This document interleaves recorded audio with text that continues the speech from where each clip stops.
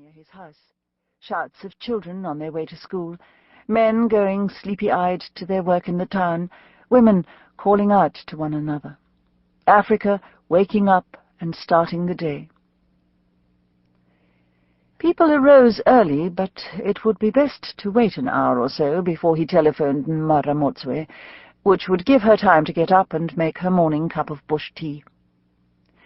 Once she had done that, he knew that she liked to sit outside for half an hour or so and watch the birds on her patch of grass. There were hoopoes, with their black and white stripes, pecking at insects like little mechanical toys, and the strutting ring-neck doves, engaged in their constant wooing. Ramotswe liked birds, and perhaps, if she were interested, he could build her an aviary. They could breed doves, maybe, or even, as some people did, something bigger, such as buzzards, though what they would do with buzzards once they had bred them was not clear. They ate snakes, of course, and that would be useful, but a dog was just as good a means of keeping snakes out of the yard. When he was a boy out at Molepololi, Mr. J.L.B. Matekoni had owned a dog which had established itself as a legendary snake-catcher. It was a thin, brown animal, with one or two white patches and a broken tail. He had found it, abandoned and half-starved, at the edge of the village, and had taken it home to live with him at his grandmother's house. She'd been unwilling to waste food on an animal that had no apparent function, but he had won her round, and the dog had stayed. Within a few weeks it had proved its usefulness, killing 3 snakes in the yard, and 1 in a neighbour's melon patch. From then on, its reputation was assured, and if anybody was having trouble with snakes, they would ask Mr. J.L.B. Matekoni to bring his dog round to deal with the problem. The dog was preternaturally quick. Snakes, when they saw it coming, seemed to know that they were in mortal danger. The dog, hair bristling and eyes bright with excitement, would move towards the snake with a curious gait, as if it was standing on the tips of its claws. Then, when it was within a few feet of its quarry, it would utter a low growl, which the snake would sense as a vibration in the ground. Momentarily confused, the snake would usually begin to slide away, and it was at this point that the dog would launch itself forward and nip the snake neatly behind the head. This broke its back, and the struggle was over. Mr. J.L.B. Matekoni knew that such dogs never reached old age. If they survived to the age of 7 or 8, their reactions began to slow, and the odds shifted slowly in favor of the snake. Mr. J.L.B. Matekoni's dog eventually fell victim to a banded cobra, and died within minutes of the bite. There was no dog who could replace him. But now, well, this was just another possibility that opened up. They could buy a dog and choose its name together. Indeed, he would suggest that she choose both the dog and the name, as he was keen that Ramotswe should not feel that he was trying to take all the decisions. In fact, he would be happy to take as few decisions as possible. She was a very competent woman, and he had complete confidence in her ability to run their life together, as long as she didn't try to involve him in her detective business. That was simply not what he had in mind. She was the detective. He was the mechanic. That was how matters should remain.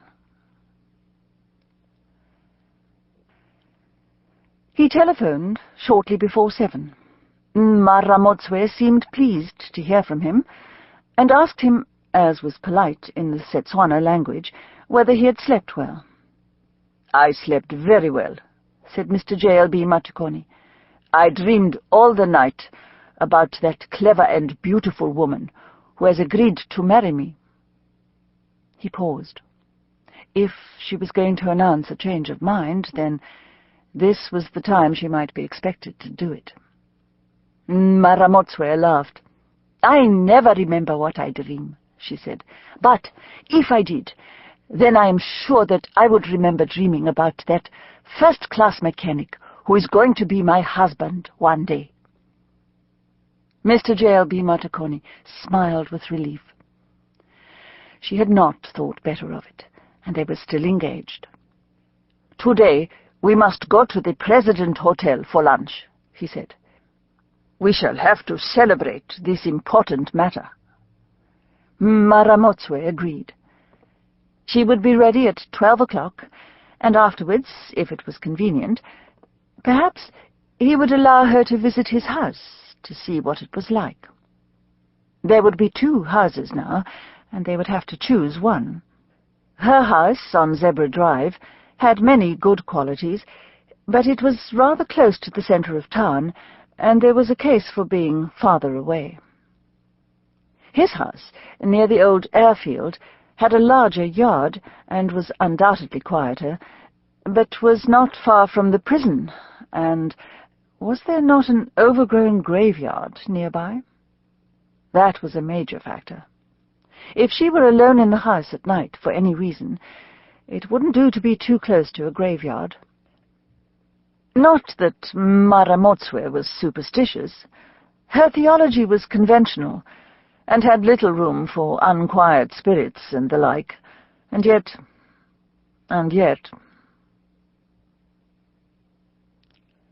In Ramotswe's view there was God, Modimo, who lived in the sky, more or less directly above Africa.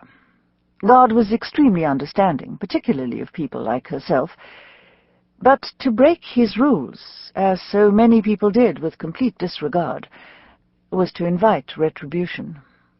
When they died, good people, such as Ramotswe's father, Obed Ramotswe, were undoubtedly welcomed by God. The fate of the others was unclear, but they were sent to some terrible place, perhaps a bit like Nigeria, she thought, and when they acknowledged their wrongdoing, they'd be forgiven. God had been kind to her, thought Ramotswe. He had given her a happy childhood, even if her mother had been taken from her when she was a baby. She had been looked after by her father and her kind cousin, and they had taught her what it was to give love. Love which she had in turn given, over those few precious days, to her tiny baby. When the child's battle for life had ended, she had briefly wondered why God had done this to her, but in time she had understood. Now, his kindness to her was manifest again, this time in the appearance of Mr. J.L.B. Matekoni, a good, kind man. God had sent her a husband.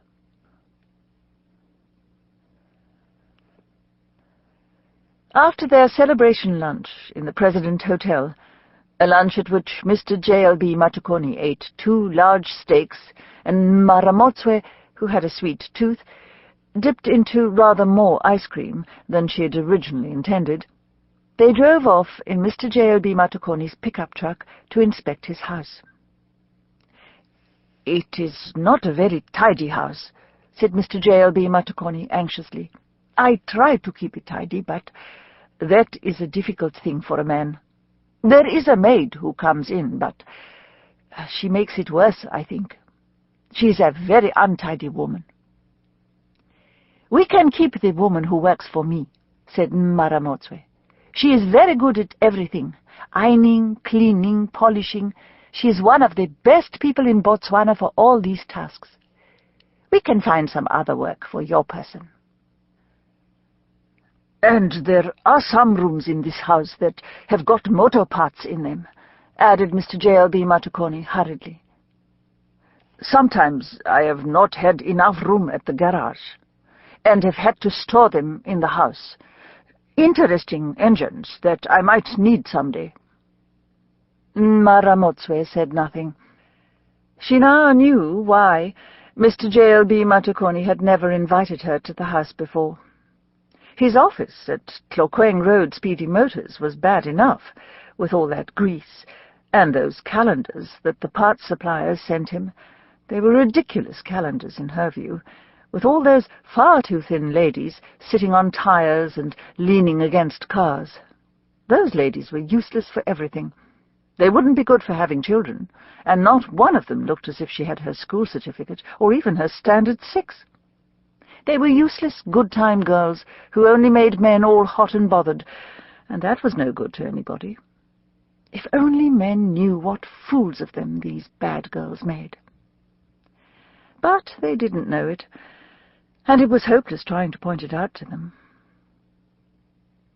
They arrived at the entrance to his driveway, and Ramotswe sat in the car while Mr. J.L.B. Matekoni pushed open the silver-painted gate. She noted that the dustbin had been pushed open by dogs, and that scraps of paper and other rubbish were lying about.